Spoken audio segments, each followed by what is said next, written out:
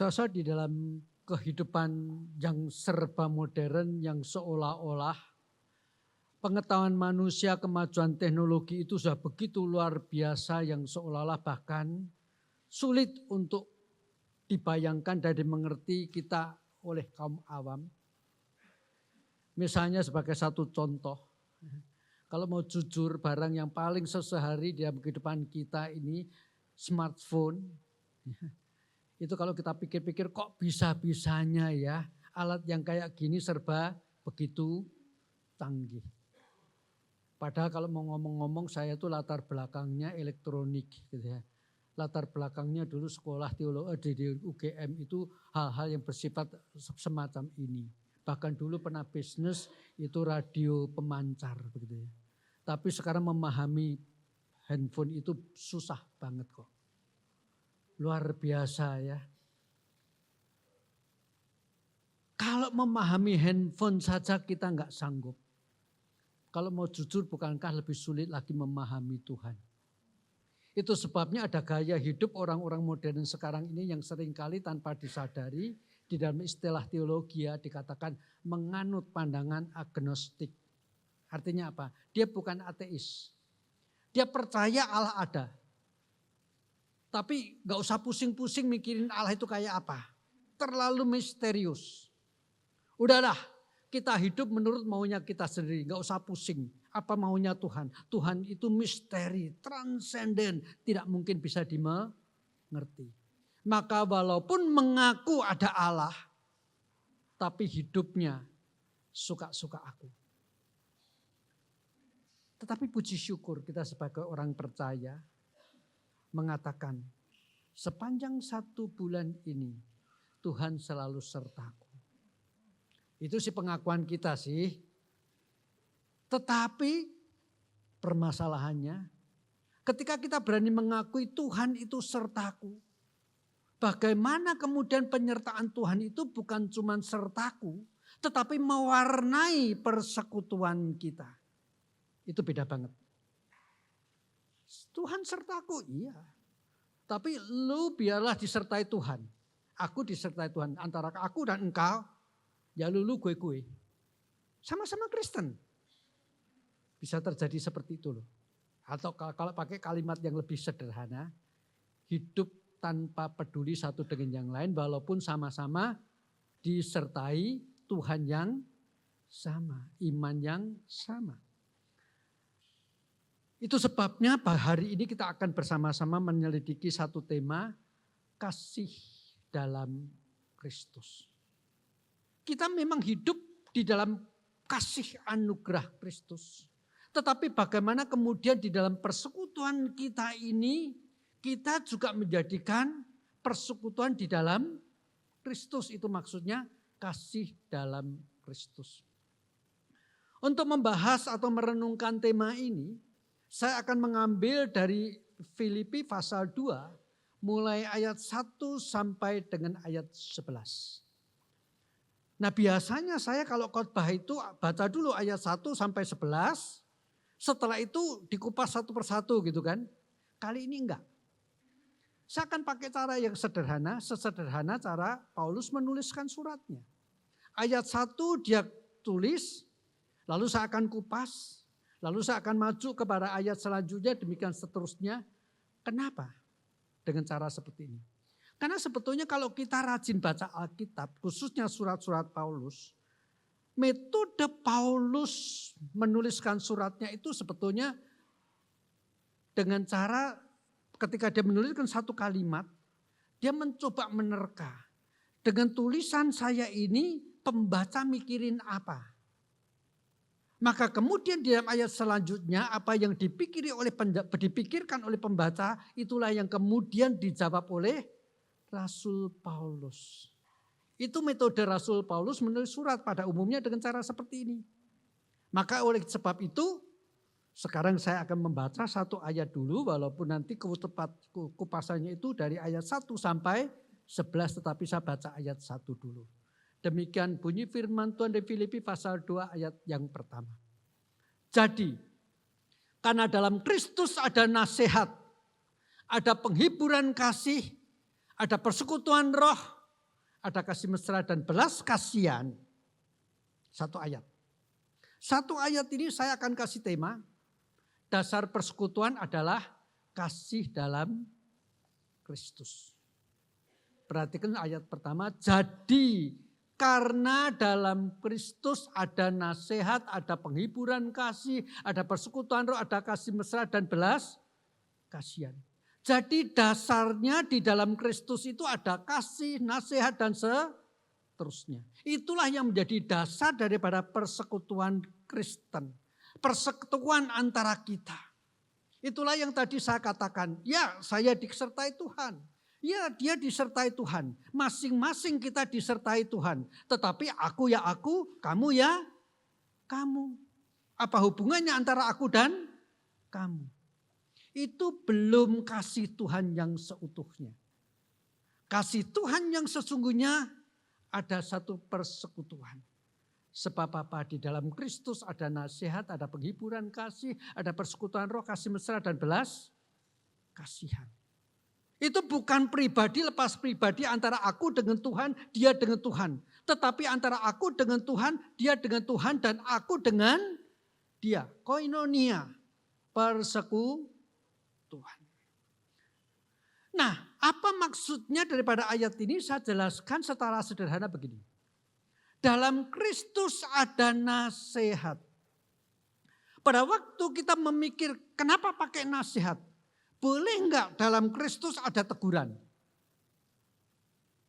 Boleh juga sih, karena sebetulnya kalau mau jujur, antara teguran dan nasihat, kalimat yang disampaikan bisa sama. Tapi kenapa enggak pakai teguran? Ada perbedaan yang mungkin tipis tapi hakiki. Nasihat, motifnya lebih kepada orang yang kita nasihati. Demi kasih kita kepada dia, kita memberi nasihat. Nasihat biasanya caranya lebih penuh dengan lemah lembut. Teguran bisa sih dengan lemah lembut juga. Tetapi mungkin pada umumnya orang ketika menegur seseorang minimal merasa ada sesuatu yang terusik. Kalau kebaktian kamu jangan gitu toh. Banyak goyang-goyang, jangan banyak bisik-bisik sama samping. Itu bisa nasihat, bisa teguran. Kalau teguran kan apa? Aku persis duduk di belakangmu jadi ikut terganggu. Ini contoh saja ya. Tapi nasihat lebih kepada kebaikan orang ini tanpa ada kepentingan diri kita, itu nasihat. Di dalam Kristus ada nasihat. Kalau kita lihat memang Tuhan Yesus membagi dua kelompok di dalam pelayanannya. Kelompok orang-orang yang mengikut dia. Kelompok murid-muridnya, kepada mereka Tuhan tidak menegur. Tetapi teguran diberikan kepada ahli-ahli Taurat, orang-orang Farisi, orang-orang Saduki, kelompok penentang Kristus. Tegurannya keras. Tetapi kepada murid-muridnya, kepada pengikut-pengikutnya, Kristus memberikan nasihat. Itu sebabnya dikatakan karena dalam Kristus ada nasihat. Persekutuan yang didasari oleh kasih dalam Kristus itu ada nasihat. Dan nasihat Kristus itu berdasarkan kebenaran. Injil Yohanes pasal 14 ayat 6 sederhana saya sebutkan, dikatakan akulah jalan dan kebenaran. Soalnya kalau kita mencoba berpikir secara luas, harus diakui kadang-kadang teman-teman kita, sahabat-sahabat kita memberikan kepada kita nasihat. Motifnya baik, motifnya demi kita. Tetapi setelah kita mendengar nasihatnya, kita ngomongnya apa? Terlalu realistis. Susah kami kita jalani, atau minimal nasihatnya tidak benar ini. Gitu. Pernah nggak kita dapat nasihat yang kita rasa tidak benar? Akhirnya ya oke, terima kasih untuk nasihatmu, tapi kita tidak jalani. Saya kira ada lah ya. Maka di dalam Kristus, di dalam persekutuan Kristus, nasihatnya itu dasarnya bukan hanya nurut aku, tapi nurut kebenaran firman. Itu namanya dalam Kristus ada nasihat. Ada kasih.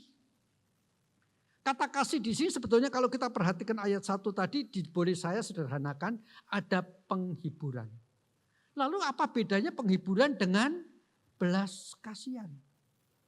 Penghiburan lebih kepada orang-orang yang membutuhkan kata-kata yang menguatkan karena masalah-masalah perasaan dan emosi, karena sedang sedih, itu baru dihibur, ya kan?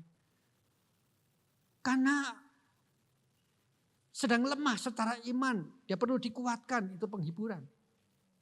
Tetapi ada belas kasihan. Belas kasihan mungkin lebih bersifat sesuatu hal yang bersifat lebih lahiriah. Orang yang mungkin sakit perlu ditolong, orang yang susah berjalan digandeng, dituntun begitu kan ya. Yang berkekurangan secara finansial mungkin ditolong. Itu belas kasihan. Jadi penghiburan lebih bersifat kepada memberikan kebutuhan saudara seiman kita secara emosi dan rohani. Sementara belas kasihan memberikan kasih, memberikan pertolongan secara lebih bersifat lahiriah. Dan di dalam kasih ada kemesraan.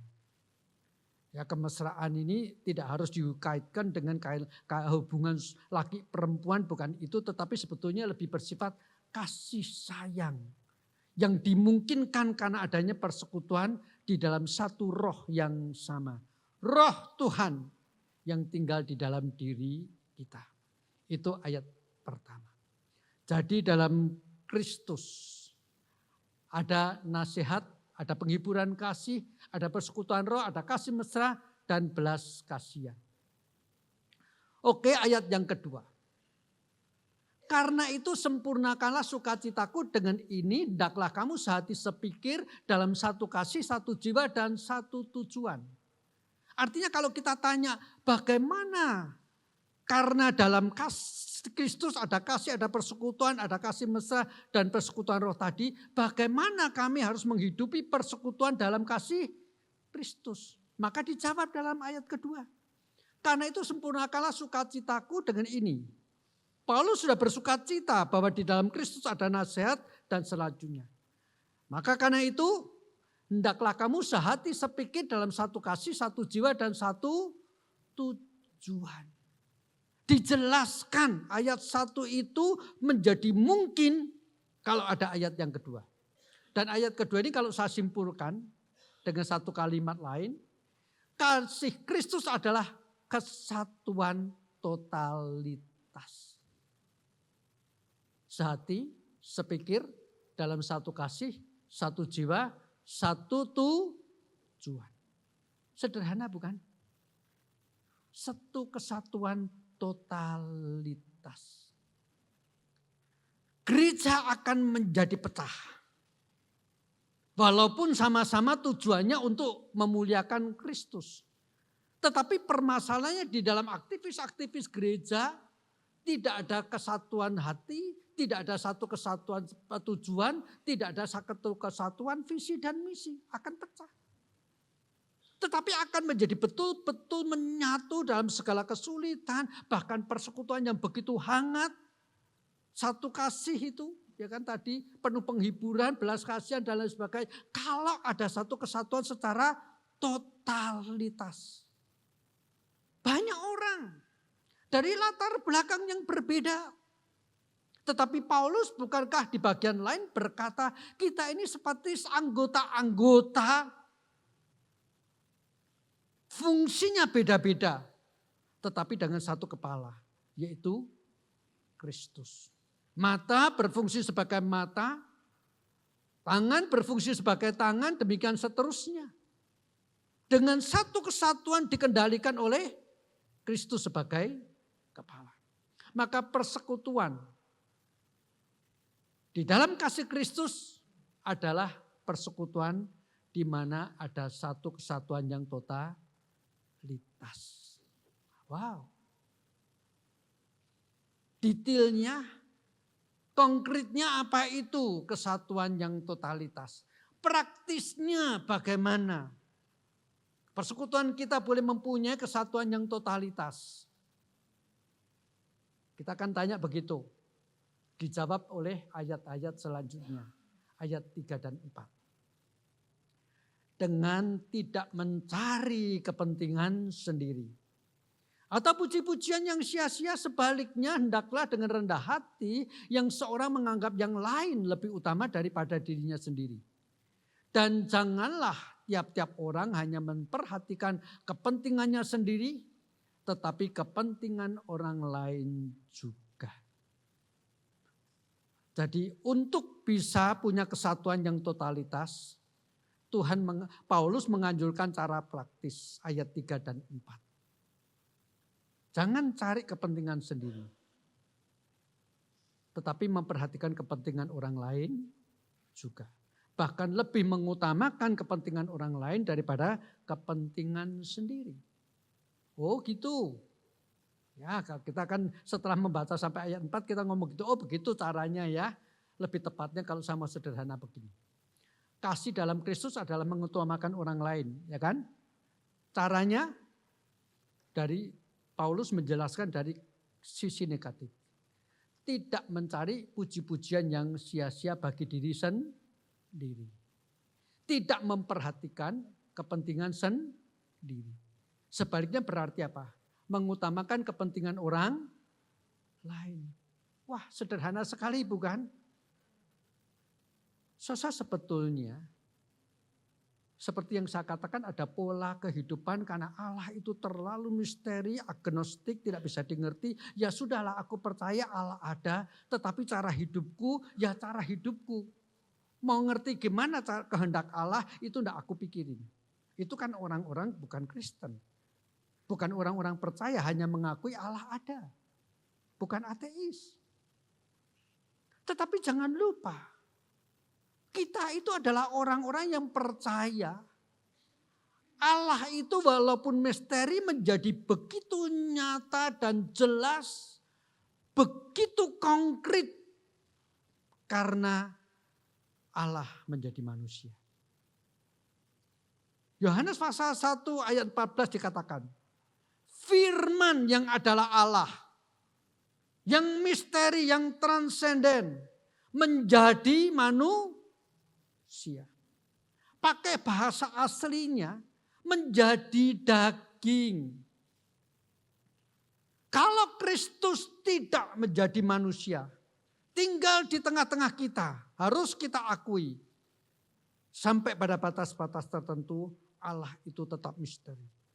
Walaupun sepanjang perjanjian lama Allah sudah menyatakan firman-Nya, wahyunya kepada umat Israel. Tapi dalam Injil Yohanes pasal 1, di dalam penutup daripada pembukaan atau prolognya dikatakan tak seorang pun melihat Bapa. Tapi anak tunggal Bapa, yaitu Yesus Kristus, dialah yang menyatakannya. Masih ingat yang perjanjian lama ketika Musa mengatakan, Tuhan aku pingin melihat kemuliaan-Mu. Tuhan berkata, engkau tidak mungkin bisa melihat kemuliaan-Ku. Tetapi engkau boleh melihat punggungku pada waktu aku lewat. Ada keseimbangan antara transenden dan imanensi. Itu sebabnya Kristus menjadi manusia. Nah, bagaimana kita bisa mendapatkan satu persekutuan di dalam Kristus dengan penuh kehangatannya? Caranya praktis. Sepraktis seperti Tuhan menjadi manusia supaya bisa dikenal dalam Kristus Yesus. Tidak mencari puji-pujian yang sia-sia, tidak memperhatikan kepentingan sendiri. Teori ini sederhana. Gampang dimengerti, nggak usah saya jelaskan lagi. Yang susah apa? Menjalankannya kan. Semua orang tahu itu. Tetapi yang susah menjalankannya. Dan inilah bedanya antara persekutuan-persekutuan Kristen di mana dasarnya adalah kasih Kristus dengan persekutuan-persekutuan yang lain. Sebetulnya bukan cuma orang Kristen toh yang bersekutu.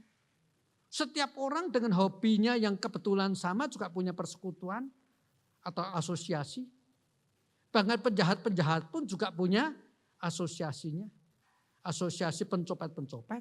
misalnya. Asosiasi penipu-penipu lewat dunia digital ada. Ya kan? Masing-masing begitu. Kesatuan, hanya satu alasan kesamaan menjadi satu persekutuan. Tetapi dalam persekutuan-persekutuan ini bisa menjadi pecah karena apa? Masih ada unsur kepentingan sendiri. Sama-sama penjahat misalnya. Akrab, inti, mati barengan. Ya kan? Berani mati barengan. Tetapi tetap ada perebutan apa? Siapa yang menjadi ketua? Siapa yang harus dapat bagian lebih banyak? Itu sebabnya banyak grup band legendaris. Pecah karena apa? Karena kepentingan. Lagu ini aku yang ngarang. Aku vokal yang paling penting. Dan macam-macam alasannya lah. Di dalam persekutuan Kristus. Untuk utuh. Untuk bahkan makin lama makin hangat. Caranya gampang. Yaitu tadi. Tidak mencari puji-pujian yang sia-sia. Tidak memperhatikan kepentingan sendiri. Gampang tapi susah dijalankan. Itu sebabnya Paulus masuk di dalam ayat yang kelima. Hendaklah kamu dalam hidupmu bersama. Menaruh perasaan yang pikiran dan perasaan yang terdapat juga dalam Kristus Yesus. Artinya Pak Paulus mau mengatakan supaya kamu bisa tidak mencari puji-pujian yang sia-sia bagi dirinya sendiri. Supaya kamu tidak mementingkan kepentingan sendiri tetapi juga kepentingan orang lain juga. Caranya sederhana. Ini loh ayat yang kelima.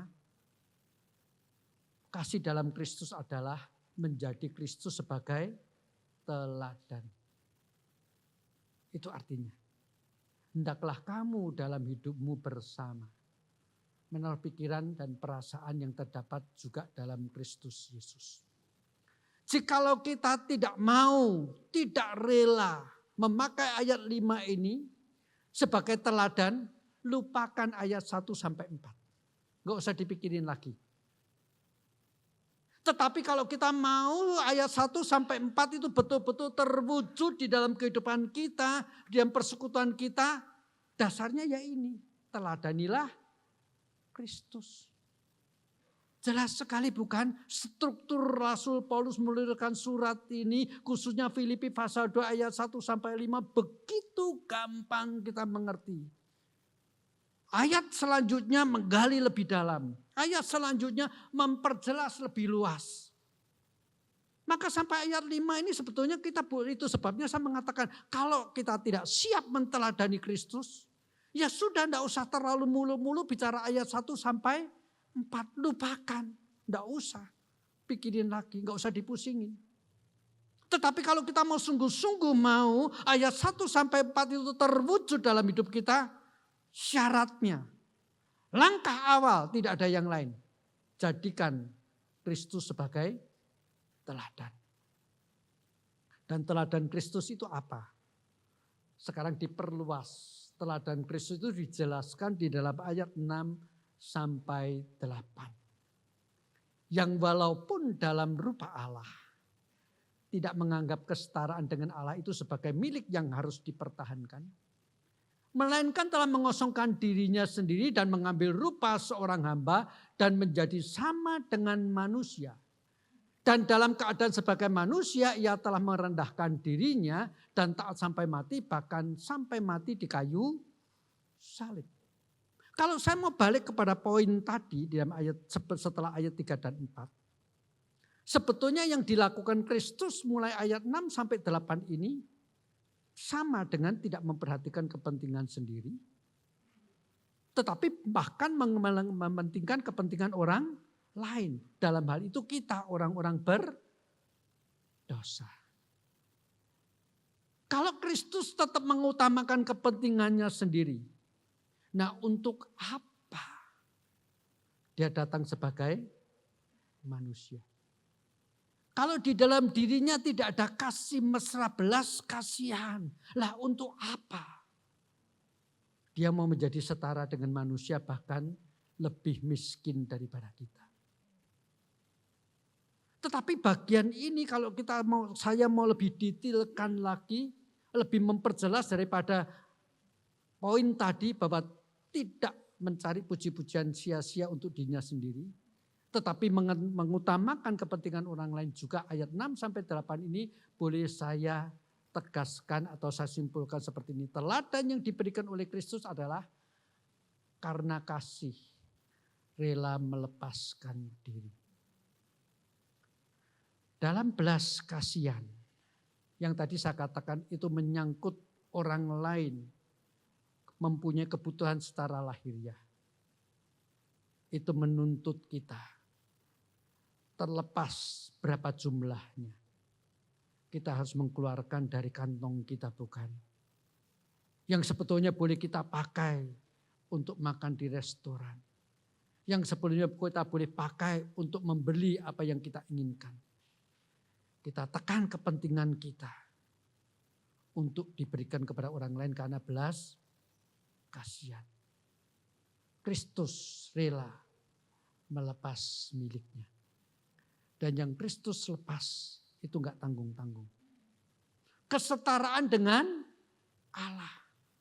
Hak dipuji-puji oleh para malaikat. Itu ditinggalkan. Lalu dengan rendah hati, sekalipun posisinya sama dengan Allah tadi, rela setara dengan kita. Perpecahan terjadi ketika yang satu menuntut lebih tinggi daripada yang lain, bukan? Bahkan di dalam gereja pun seperti itu. Banyak gereja pecah karena rebutan posisi gembala sidang. Kalau itu perpecahannya antara para rohaniwan. Ada juga gereja yang pecah memang karena di dalam kepengurusan terjadi dua pihak. Yang ini merasa lebih perlu diutamakan kepentingannya, yang lain akan dikalahkan pecah. Apapun itulah intinya, perpecahan selalu terjadi ketika tidak ada keberanian untuk duduk sama rendah, berdiri sama tinggi atau kesetaraan. Kristus memberikan teladan rendah hati.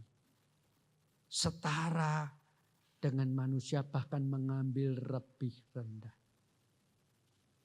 Saya percaya banyak di antara kita yang sebelum lahir semua sudah dipersiapkan sebaik-baiknya oleh orang tua kita. Ya kan? Box sudah sediakan. Belum lahir, apalagi waktu zaman itu ya. Sekarang sih masih mending. Sebelum lahir udah ketahuan laki atau perempuan. Dulu belum lahir, belum tahu laki atau perempuan. Tebak-tebak, oh katanya kalau agak bulat laki, kalau ada lonjong atau apa kayak. Nggak ngerti dasarnya apa, saya nggak ngerti. Mitos banget gitu ya. Sudah disiapkan.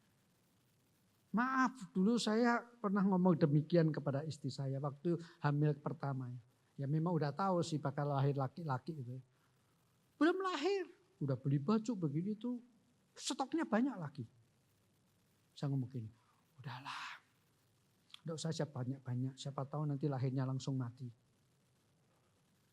Dia ngomong seenaknya sendiri. Sebetulnya bukan itu. Saya melihat dari sisi lain. Apa istri saya tidak akan sedih kalau misalnya puji syukur tidak terjadi sih. Lahir gak lama kemudian meninggal, stok masih banyak di lemari. Itu akan membuat lebih sulit move on, bukan? Tetapi terlepas dari itu yang saya mau katakan adalah setiap kita itu lahir. Belum lahir sudah dipersiapkan yang terbaik oleh orang tua kita. Yesus ini ketika lahir, maaf seolah-olah kayak di luar perhitungan. Atau minimal sebetulnya tahu bakal lahir, tetapi ketidakmampuan orang tua mempersiapkan yang terbaik untuk dia. Di dalam hati yang hancur sebagai seorang ibu. Bahkan seorang ibu yang tahu bahwa bayi ini bayi ajaib, kalau boleh pakai istilah itu. Karena Allah yang menjadi manusia, yang sepatutnya diberikan yang terbaik. Dengan hati yang hancur. Mungkin dengan meneteskan air mata. Alkitab tidak mengatakan itu. Tetapi kalau saya adalah Maria. Ketika saya membaringkan bayi Yesus di dalam palungan. saya itu meneteskan air mata. Aku tahu engkau juru selamat dunia. Aku tahu engkau berhak mendapatkan yang terbaik. Tetapi aku hanya dapat menyediakan palungan bagimu. Tidak ada yang lain anakku, ya Tuhanku, kecuali kain ini yang aku pakai untuk memberikan kehangatan kepadamu. Kerendahan hati sampai pada titik seperti ini. Bahkan sampai mati di atas kayu salib. Itulah teladan yang ditinggalkan Tuhan untuk setiap kita. Sebuah kerelaan berkorban. Sampai tidak ada lagi yang disisakan untuk dirinya sendiri. Karena mengutamakan kita yang sebetulnya tidak layak untuk menerima semuanya, itu bukan.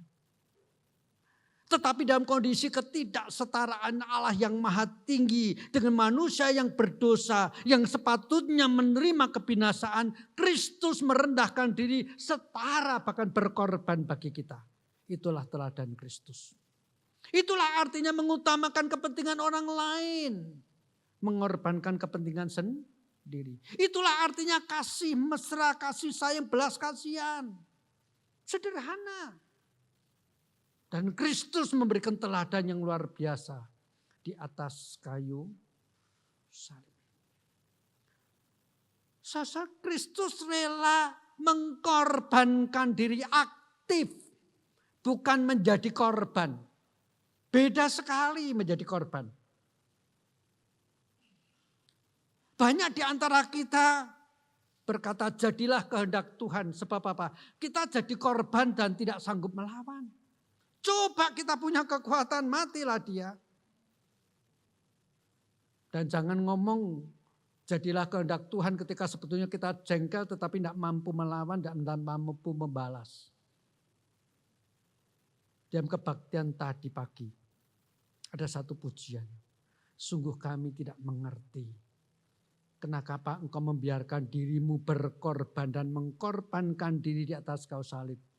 Sementara engkau punya ribuan malaikat yang bisa memerintahkan, melepaskan engkau dari kayu salib. Bahkan jangan ngomong ribuan malaikat. Kalau Kristus mau memerintahkan cukup satu malaikat. Udah semua yang di atas kayu salib tidak terjadi kok. Bahkan tanpa malaikat. Dengan maunya dia sendiri juga bisa. Tetapi karena dia rendah hati. Mau menjadi sama seperti orang-orang yang pantas menerima hukuman. Bahkan rela mengkorbankan diri. Maka terjadilah kisah teragung sepanjang zaman. Kisah Golgota. Itulah teladan Kristus. Setelah Paulus berbicara sampai di sini, maka dia menutup dengan satu kesimpulan ayat 9 sampai ayat 11 yang berbunyi demikian. Itulah sebabnya Allah sangat meninggikan dia, mengaruniakan kepadanya nama di atas segala nama, supaya dalam nama Yesus bertekuk lutut segala yang ada di langit dan yang ada di atas bumi dan yang ada di bawah bumi. Dan segala lidah mengaku Yesus Kristus adalah Tuhan. Bagi kemuliaan Bapa. Muncul sebuah pertanyaan. Boleh gak sih kita mencari kemuliaan? Karena bukankah Mazmur 8 Kejadian pasal 1 dan 2 memang menjelaskan secara begitu gampang dimengerti. Kepada manusia Tuhan memberikan kemuliaan. Menciptakan manusia menurut gambar dan rupanya. Diciptakan hampir seperti Allah. Bukankah itu kemuliaan? Mazmur nomor 8. Jika aku melihat langitmu, buatan jari tanganmu, bulan dan bintang yang kau tempatkan. Bicara jagat raya yang begitu luar biasa. Daud langsung memfokuskan diri kepada manusia. Siapakah manusia namun kau mengindahkannya? Memahkotainya dengan kemuliaan dan hormat. Engkau membuatnya semuanya bertekuk lutut di bawah kakinya. Kambing, domba, lembu sekalian. Jadi pertanyaannya, boleh enggak sih manusia mencari kemuliaan?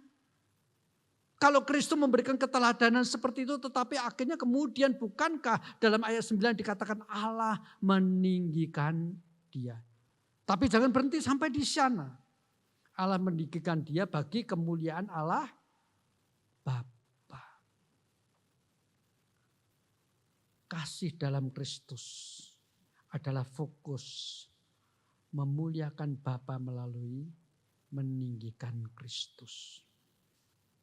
Kalau kita rindu, persekutuan kita ini tenggelam di dalam kehangatan kasih Allah.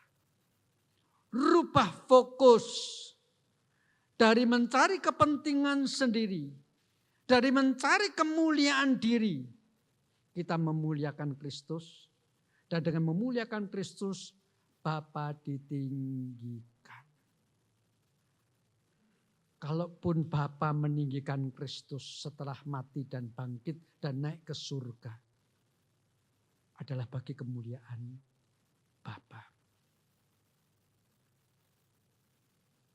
Sesang kekasih dalam Tuhan Yesus Kristus, sederhana sekali bukan? Kalau mau jujur, tadi selesai kebaktian 1 ketika saya selesai menyampaikan firman yang persis sama.